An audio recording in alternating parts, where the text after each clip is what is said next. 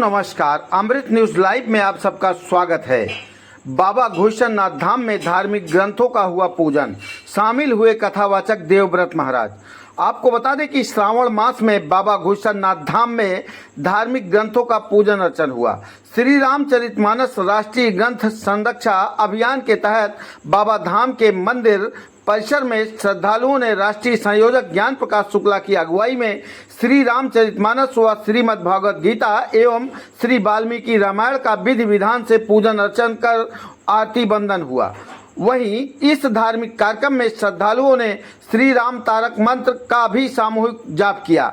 संयोजक ज्ञान प्रकाश शुक्ला ने श्री रामचरितमानस को राष्ट्रीय ग्रंथ घोषित किए जाने को लेकर हर घर धार्मिक ग्रंथों का नियमित पूजन अर्चन की जागरूकता भी प्रदान की।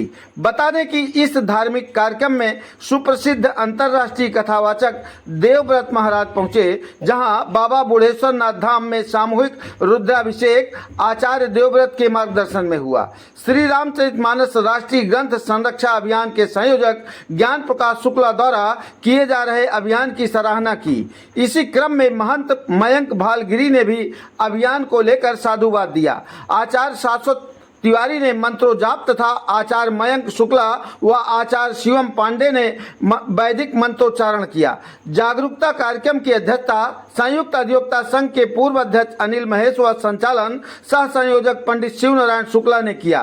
सह संयोजक पंडित विपिन शुक्ला ने कार्यक्रम में शामिल आचार्यों का श्री अभिषेक किया। इस मौके पर विकास मिश्र, शैलेंद्र मिश्र, संतोष पांडे, दिनेश सिंह, सिंटू मिश्र, महेंद्र मिश्र, प्रभाकर द्विवेदी, राकेश तिवारी, गुड्डू, मोनू पांडे, विकास पांडे आदि मौजूद रहे।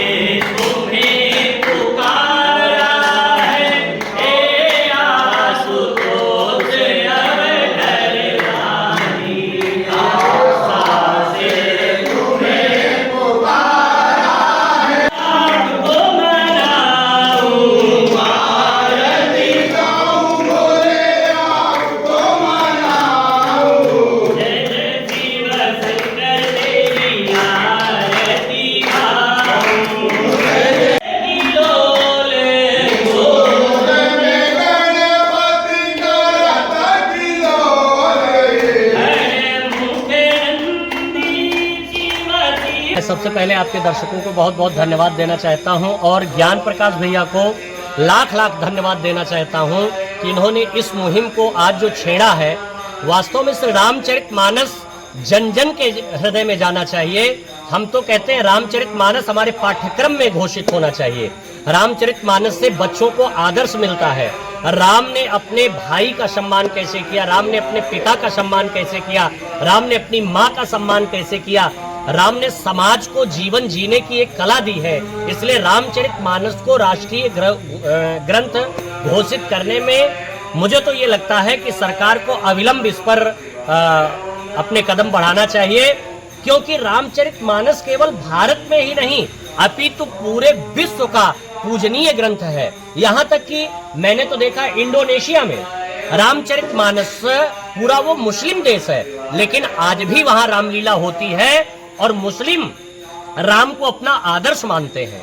राम, एक बार इंडोनेशिया में किसी मुसलमान से प्रश्न हुआ भारत के नागरिक के विषय में, तो उन्होंने कहा कि मुझे इस बात का दुख है कि राम जहां जन्मे हैं वहां के लिए विवाद है। इंडोनेशिया मुस्लिम देश होते हुए भी वहां इतने मुस्लिम हैं, लेकिन फिर भी राम को अपना आदर्श मानते हैं। मैं बहुत बहुत धन्यवाद देना चाहता हूं बड़े भैया ज्ञान प्रकाश जी को एवं इनकी पूरी टीम को कि श्री रामचरितमानस को रामचरितमानस ग्रंथ अविलंब घोषित करना चाहिए। इनका ये मुहिम जो है ये केवल इनका ही नहीं, ये जन जन का होना चाहिए। मैं चाहता हूं ज्ञान प्रकाश हर घर में होना चाहिए, तभी हर घर में ज्ञान की ज्योति जलेगी। और आज जो बांग्लादेश में, बंगाल में जिस तरह की आपदाएं विपदाएं आई हैं, ये यदि रामचरितमानस राष्ट्र ग्रंथ घोषित होगा तो किसी देश में ऐसे आपदा, ऐसी विपत्ति जन जन के ऊपर नहीं आएगी, क्योंकि राम ने तोड़ने की नहीं, हमेशा जोड़ने की नीति कही है और यही विचार हमारे जन के हृदय में डाला है। इन्हीं के साथ मैं आप सबको बहुत बहुत धन्यवाद, बहुत बहुत मंगल कामना। जय श्री राम, जय जय श्री राम।